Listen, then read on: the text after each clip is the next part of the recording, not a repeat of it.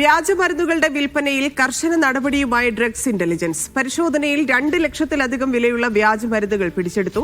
Asthma രോഗികൾ ഉപയോഗിക്കുന്ന ഇൻഹേലറിന്റെ വ്യാജമരുന്നുകൾ ഉൾപ്പെടെയാണ് കണ്ടെത്തിയത്. ബാലരാമപുരം, ആശ്വാസ് ഫാർമ, തൃശൂർ മെഡ്വേൾഡ് ഫാർമ എന്നീ സ്ഥാപനങ്ങൾക്കെതിരെ നിയമ നടപടി സ്വീകരിക്കും. വ്യാജമരുന്നുകളുടെ വിൽപ്പന ലൈസൻസ് റദ്ദാക്കുന്നതിന് നടപടി. ഡ്രഗ്സ് ഇന്റലിജൻസ് നടത്തിയ പരിശോധനയിൽ 2 ലക്ഷത്തിലധികം വിലയുള്ള വ്യാജമരുന്നാണ് പിടിച്ചത്.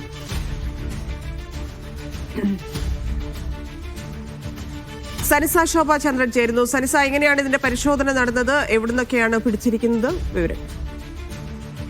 ധന്യ, വ്യാജമരുന്നുകൾ വിൽക്കുന്നവർക്കെതിരെ കർശന നടപടി സ്വീകരിക്കാൻ ആരോഗ്യ വകുപ്പ് മന്ത്രി വീണ ജോർജ് നിർദ്ദേശം നൽകിയിരുന്നു. ഇതിന്റെ അടിസ്ഥാനത്തിലാണ് സംസ്ഥാനത്ത് തിരുവനന്തപുരം, തൃശൂർ, കോഴിക്കോട് ജില്ലകളിൽ ഡ്രഗ്സ് ഇന്റലിജൻസ് വിഭാഗം പരിശോധന നടത്തിയത്. ഇതിൽ 2 ലക്ഷത്തിലധികം രൂപ വിലയുള്ള വ്യാജ മരുന്നുകളാണ് പിടിച്ചെടുത്തിരിക്കുന്നത്. ഇത് പൊതുവെ ആസ്മ രോഗികൾ ഉപയോഗിക്കുന്ന ഇൻഹേലിയറിന്റെ വ്യാജ മരുന്നുകളാണ് ഇത്തരത്തിൽ കണ്ടെത്തിയിരിക്കുന്നത്.